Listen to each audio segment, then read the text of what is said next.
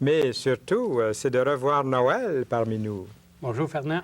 Ça nous fait plaisir, Noël, Noël au but. Ça fait déjà un petit bout de temps. Nous vous accueillons les bras ouverts et nous avons très hâte d'entendre le message que Dieu a mis sur votre cœur pour nous tous. Eh bien, moi, ça me fait plaisir d'être avec vous tous ici ce soir. Et le message que nous allons entendre ce soir, c'est justement en relation avec le thème, c'est « Espérer au-delà de toute espérance ». Et nous allons parler de deux personnages principaux. Le premier, c'est un homme qui était un chef de synagogue. Un chef de synagogue, aujourd'hui, on pourrait l'appeler un pasteur ou un prêtre. Alors, c'est un type religieux et ces personnes étaient souvent en conflit avec Jésus parce que Jésus faisait des miracles dans les journées de sabbat, dans la synagogue, et ces gens-là n'aimaient pas Jésus trop. Alors, ce type, dont le nom est Jairus, un jour, il s'aperçoit que sa fille est malade et la maladie s'aggrave. Et puis, un bon matin, il constate avec son épouse probablement que l'enfant va mourir. Alors, certainement qu'il a dû faire tout, il a dû appeler les médecins pour voir s'il ne pouvait pas guérir sa fille, mais il n'y avait rien à faire. Alors, ce matin-là, il voit que la fille, elle va mourir, peut-être qu'elle respire plus lentement, et ainsi de suite. Et vous savez, ces gens-là connaissaient la mort. Ils savaient qu'est-ce que c'était que mourir, parce qu'on n'avait pas de salon funéraire. Alors, les personnes mouraient dans les maisons. Alors, il entend parler que Jésus est là, il est tout près, il est dans le village. Alors, il va vers Jésus. Et pour lui, c'est de s'humilier d'aller vers Jésus, parce qu'il doit s'approcher, lui, le chef de la synagogue, aller demander à Jésus, qui est comme le fils du charpentier de Nazareth. On sait qu'il fait des miracles, mais on ne sait pas encore vraiment qu'il est le Fils de Dieu. Il doit lui demander, « Viens chez moi, ma fille est à l'extrémité, elle va mourir, viens la guérir. » Et vous savez, cet homme n'avait qu'un seul but en tête. Il se pressait constamment. Il devait tirer sur la manche de Jésus pour lui dire, « Viens, dépêche-toi. » Et puis, alors Jésus il va avec lui. Et en cours de route, et aussi, il faut se dire que c'était des petites rues dans ce temps-là. Il y avait beaucoup de monde. La foule pressait Jésus de tous côtés. Alors, la marche était lente. Et en cours de route, il y a cette femme qui survient. Cette femme, elle était malade depuis 12 ans. La Bible nous raconte que sa maladie, c'est qu'elle saignait. Et on pense que c'était son cycle menstruel qui était déréglé. Et selon la culture, la coutume du temps, si une femme était menstruée de la sorte, elle était considérée comme impure.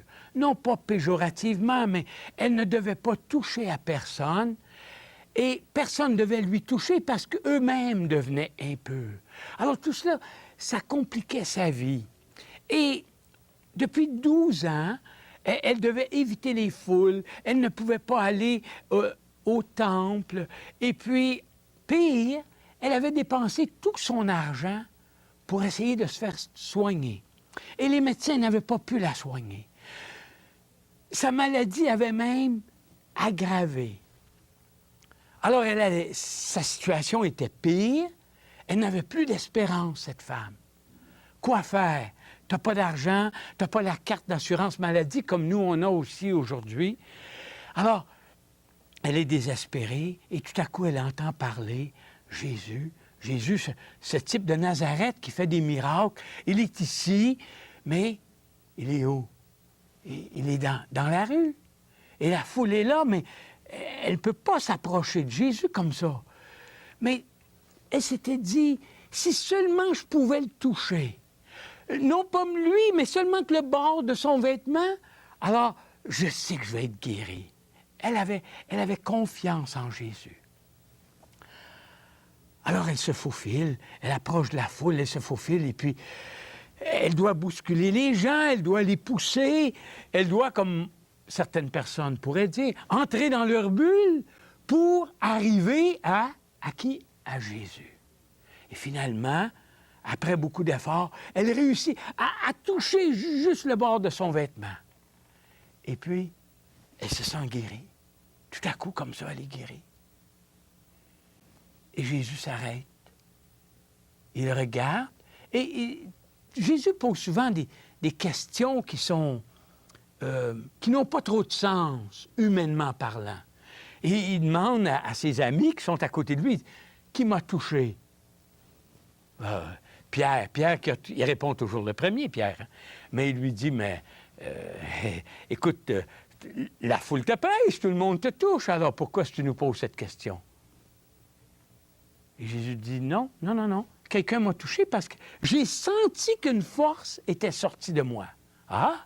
Alors, il y avait quelqu'un qui l'avait touché, mais d'une façon différente. Et il se tourne, il regarde, et soudainement, ses yeux tombent sur la femme. Et elle est toute craintive parce qu'en réalité, elle n'aurait pas dû être là parmi la foule. Et elle doit avouer, elle doit dire à Jésus que c'était elle qui l'avait touché, et sa difficulté, son problème, qu'est-ce que c'était, qu'elle saignait, et puis qu'elle avait été guérie. Et Marc nous dit que Jésus lui fait raconter tout. Alors, elle a probablement commencé, mais tu sais, Jésus, ça a commencé il y a 12 ans à Jéricho, puis ainsi de suite, puis j'étais malade, j'ai été voir le médecin, puis il m'a prescrit telle chose. Elle raconte tout en détail. Et Jésus lui dit, il l'écoute tout bonnement, le temps passe.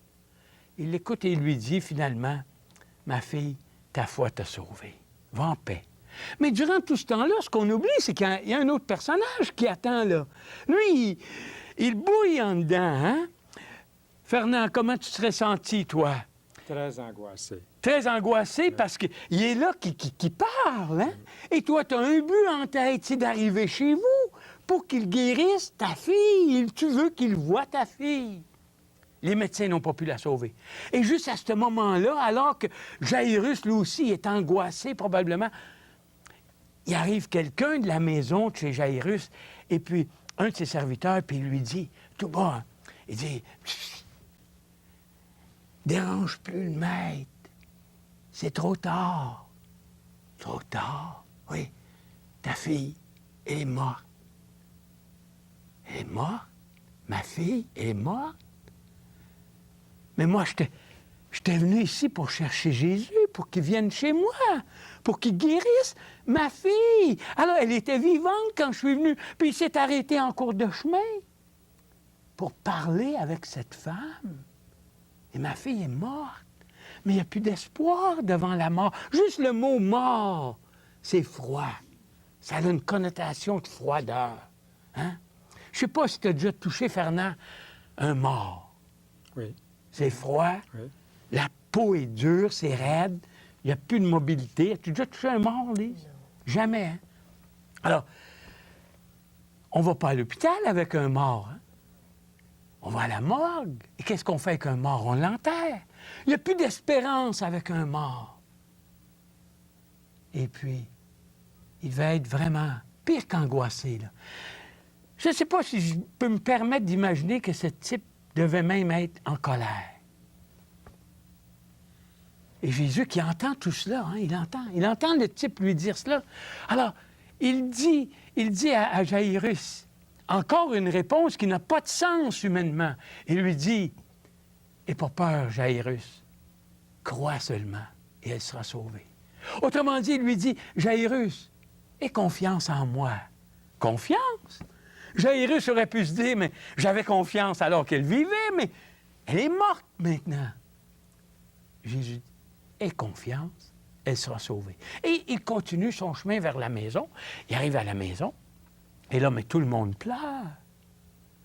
Mais ils ont raison de pleurer, parce qu'eux savent que l'enfant est mort. Et Jésus leur dit, « Ne pleurez pas, elle n'est pas morte, elle dort. » Et les gens se moquent de lui. Mais on pourrait se poser la question, est-ce qu'ils ont raison de se moquer de Jésus? Et ici, je vais dire quelque chose que je ne voudrais pas frustrer personne qui écoute. Oui, ils ont raison de se moquer de Jésus.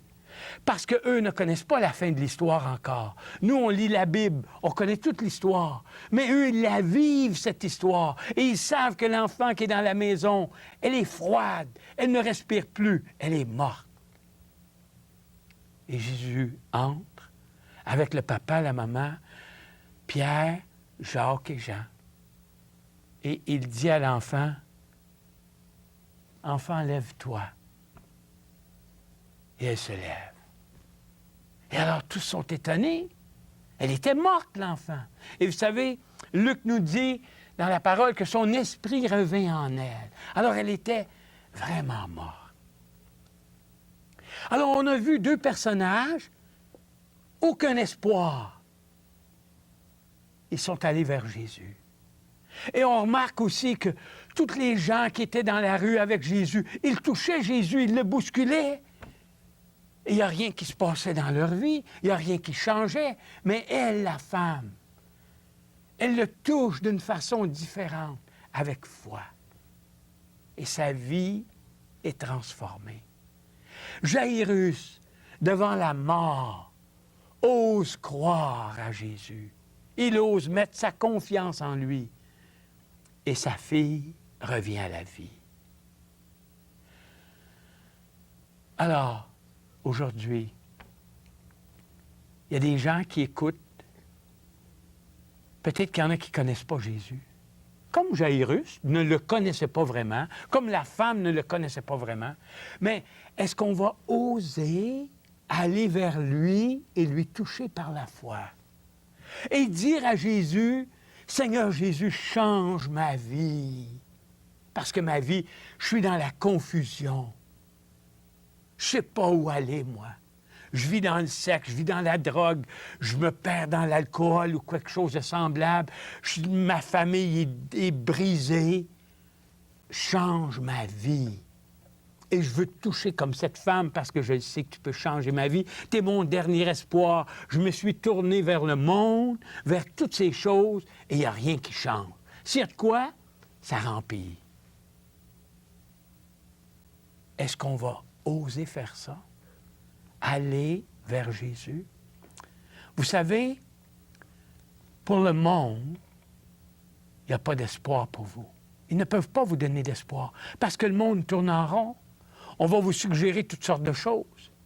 Les ordinateurs, la drogue, les femmes ou les hommes, le sexe, la boisson, le cinéma, peu importe. Mais ça ne comblera jamais le vide qui est dans votre cœur. Il n'y a seulement qu'une personne qui peut le combler, c'est ce Jésus de Nazareth qui est mort sur la croix pour chacun de nous, qui est ressuscité afin que nous ayons la vie éternelle. Et si on ne va pas vers lui, on reste vide, une vie qui est vide. Eh bien, ce soir, aujourd'hui, nous avons vu deux personnes qui ont osé aller vers lui et lui dire, même si c'était difficile, être capable de lui dire, viens dans ma maison, ma fille est malade. Ou comme la femme, se faufiler à l'aveuglette, mais aller le toucher, par exemple. Non pas comme la foule, avec la certitude que Jésus, seul, peut changer votre vie. Il a changé la mienne, il a changé la tienne, Fernand, et il peut changer la vôtre. Merci beaucoup. Ces histoires-là touchent sûrement bien des gens aujourd'hui. Je vais me permettre juste de dire que quand Jairus se rendait vers Jésus, il fallait qu'il croie un petit peu. Mm-hmm. Et tout à coup, quand Jésus lui dit « crois seulement », c'est comme si Jésus lui disait « pour venir à moi, il a fallu que tu crois un peu, Oui. mais continue là, crois seulement en moi ». Et le miracle s'est fait. Quelle joie! Là. Son angoisse s'est transformée en paix, en joie. Ouais. N'est-ce pas, Noël et Lise? C'est la joie que nous connaissons quand nous acceptons Jésus comme sauveur dans notre vie. C'est lui qui vient mettre cette joie en nous. Mm-hmm.